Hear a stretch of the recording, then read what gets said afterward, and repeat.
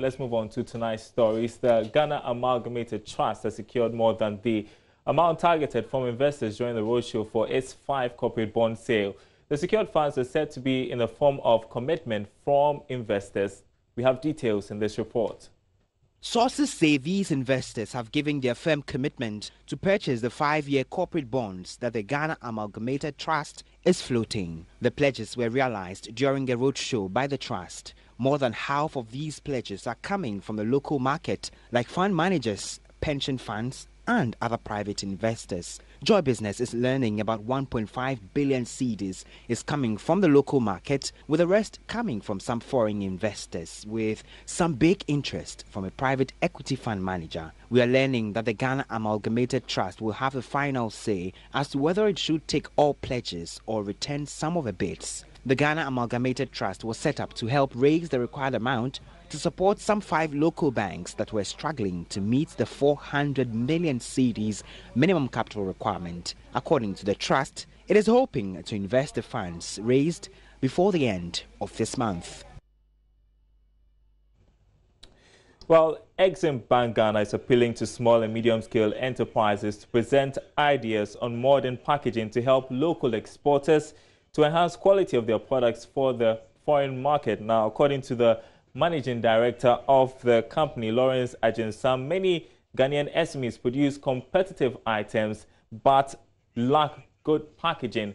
We'll bring you that story later. But let's turn to the aviation sector, where we're hearing that Minister for Aviation Kofi Adda says that the bloated cost of Terminal 3 project has inhibited the Ghana Airports Company Limited from embarking on new projects. The new Kotoka International Airport Terminal 3 was constructed at an estimated cost of $274 million, which included a $120 million loan from the African Development Bank. While speaking today at a sword-cutting ceremony, the Minister for Aviation, Kofi Adda, said the high cost of servicing the debt has caused huge financial challenges to the airport company, including its inability to pay workers.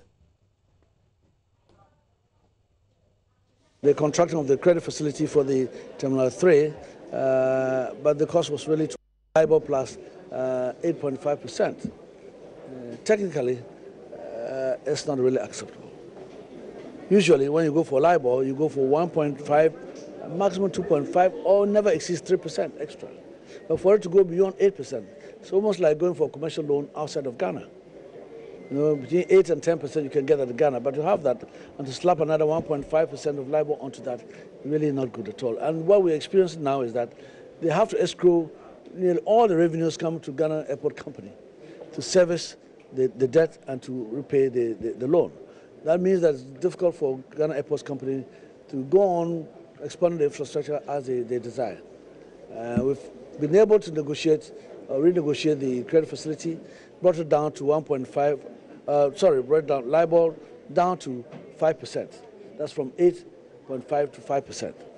And so we're looking at ways and means of restructuring the facility, see if we can bring it down lower. My caution was based on the President's directive of us protecting the public purse, meaning that whatever we're trying to do in contracting loans or any other form of financing, we should make sure we keep the interest rate to the barest minimum. When we do so, you're able to develop what you want to develop, and you're able to operate and get the revenue, service the loan, and be able to do more things. And that's one of the things that's really killing Ghana Airports Company. If you care to, you should interview the managers of the company. You know that sometimes they're struggling to even meet payroll. That's because of that unacceptable debt that they contracted. Meanwhile, the Minister for Aviation, Mr. Kofi Adda, has cut short for the construction of the Kotoka International Airport Northern Apron in the new headquarters for the Ghana Civil Aviation Authority. The new facilities will help improve service delivery at the airport in its quest to become a destination of choice within the sub-region. There is more in the following report. The sword-cutting ceremony was to pave way for work to begin on the construction of a new 8-story ultra-modern headquarters office for the Aviation Authority. It is also for the construction of a 14-apron stand at the northern air side of the Kotoka International Airport. The apron is essentially the area at the airport where aircraft are parked for loading and development will enhance Ghana's position as an aviation hub. While the world gets to know that we're improving on the operations of Civil Aviation Authority, then there'll be higher confidence in terms of them being able to oversee what needs to be addressed to ensure that the airwaves are. The construction, when completed, be able to accommodate some 16 aircraft of various sizes. The largest one, like the A380, the mid-sized ones, as well as the smaller aircraft. So a total of about 14 aircraft that we can accommodate. And so with the growth in that number, it means that any more aircraft that are coming in would find a good place to be able to park there. So these are some of the airline, any kinds of aviation service that may be needed in the country. So I think we are on as far as the vision of the President is concerned, which is making this the aviation hub. The old Ghana Civil Aviation Authority headquarters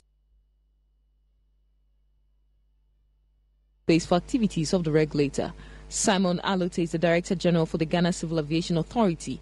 He tells Joy Business the new building will be completed in 24 months. The existing building was built over 50 years ago, and it is too small to accommodate expanding operations. We need a building which can house all our staff who are scattered at different buildings around the airport. So that's the essence of constructing this ultra-modern 8-story building. And the project is jointly being funded by the Ghana Civil Aviation Authority and the project contractors, Amandi Investments Limited. We anticipate that it should be completed within 24 months. That's the timeline for completion. For Joy Business, Sheila Tamaklu. Now, Ghana's land administration system will soon see deployment of drones to properly establish location and ownership. The initiative seeks to address persistent land disputes, often characterized by violent confrontation, and also speed up land rights formalization. Lava FM's Kwesi Deborah has more in this report. The project is being undertaken by Micro Aerial Projects LLC, a US-based geospatial service provider. President Walter Volkman says the field repairable drones will take aerial shots of land location, surveying and mapping, as well as close-range remote sensing. They will provide the ideal platform for live, rapid and real-time independent platform known as precise GPS solution for drone path, camera exposure and the land management, the land administration system in Ghana is in distress. It has to do with many factors, but at the moment there's a lack of quality in the geospatial data, the metadata on the data itself as well as the data. That drones can play a major role to bring clarity to the confusion, to bring clear pictures to the people at large as to what their land looks like and how it differs from the legal dispensation of it. Tremendously in resolving disputes on land and in accelerating the formalization of land. Road Research Institute, planners, surveyors and academia have undergone training on the deployment. President of Licensed Surveyors Association of Ghana, Kwame Tinedu Sr., said the land bill before Parliament will bring some relief to Ghanaians. He, however, has some concerns.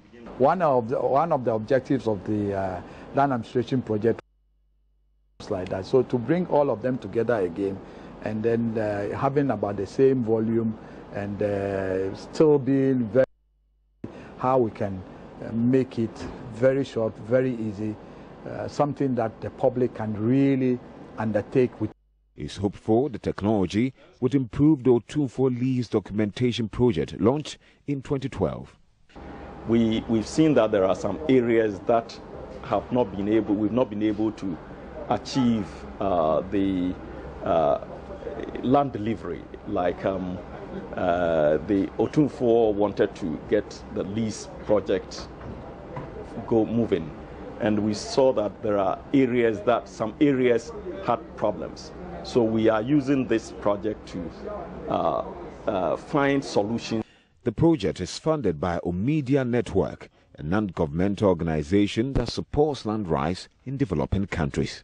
Reporter for JoyNews, Kwesi Deborah. Leading real estate developers Gold Key Properties has launched a new luxurious apartments here in Accra. According to the property developer, this is part of his commitment to complement government's efforts in reducing the housing deficit. Joy Business's Bismarck Awusa was at the launch and our reports. Continues to adopt several measures to bridge the current housing gap, which stands at over 1.7 million units. But according to some real estate developers, government cannot do it all, hence the need for private sector involvement. It is against this backdrop that Gold Key Properties has once again opened new affordable apartments to suit the needs of its clients. Fuseina Abu is the managing director of Gold Key Properties. I think that every effort is always worthwhile. So whether it's government or it's the private sector, it's all valuable. So long as it's providing housing that people need, it's a good thing. Yeah, I think absolutely all those things are good steps for government to take. Anything that gets young people on the housing ladder, gives them the opportunity to acquire their first home, is only a good thing, and I'm very supportive of. The launch of the new apartments called the Laurels forms part of the company's 20 years anniversary celebration. The executive director of Gold Key Properties and group head of operations of CH Group, Cynthia Darkon, says her outfit is doing more to take accommodation to another level. What we do is we would usually take the site plan, we would visit the site, we would look at what is in the neighborhood, and we would look at what the need is on the market. So at the time we were developing the concept for Laurels, which was about maybe 3 years ago, we realized that we had a lot of people asking us, can we have a place where we can put our staff? Because in most of the developments in Accra, which are apartments, we are really not thinking about the apartment as a family home. We are assuming the apartment is going to be rented by a single person who is just living in. But today we have all of these expats in Ghana. We have Ghanaians who've traveled abroad and are used to being in apartments. The Laurels consists of 12 three-bedroom apartments with one-room staff quarters, and the residential complex is located within the Prime Cantonment's residential area. Bismarck Awusa, Joy Business. Well, let's take you back to a story we promised to bring you. Exim Bank Ghana is appealing to small and medium-scale businesses to present ideas on modern packaging methods to help local exporters to enhance the quality of their products for the foreign market. Now, according to Managing Director of the bank, Lawrence Ajinsam, many Ghanaian SMEs produce competitive items but lack good packaging methods. He spoke to Joy Business at the opening of the Tuesday market for local manufacturing firms and food vendors. By government to make the country an export-led economy is boosted by the creation of the Exim Bank, which is mainly to support export and import businesses. According to the bank, it has been working with various small-scale enterprises to find solutions to the many challenges in packaging their goods for the international market. Managing Director of the bank, Lawrence Ajinsam, told Joy Business they are ready to receive businesses with better ideas on packaging local goods for exports. So we need to do it as a matter of duty, and we look forward to anybody who has an idea and a business plan that is bankable for us to finance, so that within the next 2 to 3 or 5 years, we will not have our oranges on the floor of Agulushi or on the floor of Kaneshi markets. That all these things will either be packaged in a basket or in either renewable, degradable packaging materials, and not to continue using the plastics. This is what I look forward to. He spoke in an interview after inspecting some local products displayed at the company's premises for the maiden edition of Tuesday Market. It provides a platform for SMEs to exhibit their products to the general public. Some participants also spoke to Joy Business about their businesses. Alfie Designs, it is a locally made goods. We do export some to outsiders. Then we are here to promote our goods, our locally made goods, the shirts. We have female and then male for children as well. Then this morning we are here to exhibit some of our products made from the factory. We have 75 greenhouses in Greater Accra, which we are planning of establishing some in all the regions in this country. So in the greenhouse, we have 2 varieties of tomatoes. So are these products coming from the greenhouses in Accra? Yeah, these products are coming from the greenhouse in Accra. That's the winner. I produce plantain chips. I'm here today to display my wares, to let people know what I do as a Ghanaian. The executive director of the GNPC Foundation, Dominic Edua, has dispelled suspicion that the construction of 40 boreholes by the GNPC for 10 metropolitan, municipal and district assemblies in the northern region will shortchange the people as the company embarks on oil exploration in that region. Now, the northern region alone is benefiting from 100 boreholes the company has drilled across the country.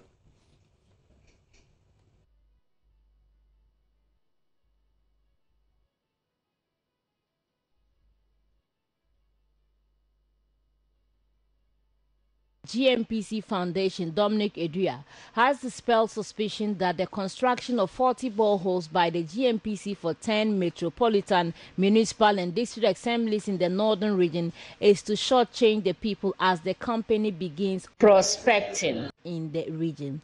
The northern region alone is benefiting from 40 out of the 100 boreholes the company is drilling across the country. Mr. Edua said there are countries with oil, yet they cannot drill because they did not put in the necessary plans. He said it is against this backdrop that the GNPC is taking a proactive step to work with the people even before the oil is discovered. Region. Activity ongoing, that's a Voltaire project. It didn't start today, it's been there for a long time. But it's now that we are beginning to see development. It calls for a lot because in other countries, because some plans were not put in place, they have the oil now, but drilling it has become a problem. You need to take good care of the people even before you discover it. And that's the proactive step GNPC has taken, led by the Chief Executive Officer. So it's not a plan to, as it were, deceive anybody. It's part of the project. So you definitely undergo resettlement and all that. If you don't start now, you're going to have problems later. So it's a proactive step by GNPC. He said he was certain they would discover oil in the northern region. Well, still staying in the northern region, Magdan Group of Companies has begun tomato production as part of efforts to help reduce the importation of the vegetable. Now, the company has started with 5,000 hectares of tomato cultivation with greenhouse technology to double the yield. CEO of Magdan, Daniel Macaulay, in an interview with JoyNews, noted the project will also guarantee several jobs for the people in the area. Executive Officer of the Magdan Group of Company, Daniel Macaulay, who is also the Tamale Dakwema Unity Chief, said his coming to the region is to create jobs, and with the tomato farm, they will be engaging about 500 women. Well, my involvement in this region is basically job creation. I mean, everybody knows Magdan and our capabilities. I have some few projects to undertake in this region. One of them is agriculture. I really want to take agriculture to another level. We've started some tomatoes production. Very soon you will see we want to stop the importation of tomatoes. If only tomatoes we can take out of the list. For the first year, we'll be very grateful to do that, which we intend to do. Currently, Magdan is here. We just finished building the school. So for now, we are starting with 5,000 acres of tomato farm and also some few greenhouses that will double the yield. So with that, I'll take you to a tour when it's all set. You see the wonderful work the agronomists and agriculturists are doing in this region, and also the youth. When we enroll it, we will employ about 400 to 500 women to be on the farm. So for me, for Magdan to be in this region, we are in this region to make sure that we move agriculture to another level. We are doing some few, apart from our corporate social responsibility, we'll be doing some business in the region, in the sense that we want to employ a lot of the youth. I mean, if we can take some few youth off the street and engage them meaningfully, I think Ghana will be a better place for all of us. He said the private sector should take advantage of the policies government is introducing and tap in to create a whole industry. Well, it's up to us. You know, I always say that some of these things is in the hands of the private sector. There are a lot of opportunities in this region. If you look at one district, one dam, one district, one factory, a lot of farming input have been pushed into this region, fertilizer, chemicals. Also, it is the private sector who have to tap into what government is doing to create a whole industry. Well, here at JoyNews in this month of March, we are putting the spotlight on our heritage as Ghanaians and the things that make us Ghanaians. This is our Ghana month. And well, we've been talking about our legal tender, the cedi. Did you know that it came from the Akan word cedie? Well, take a look at this.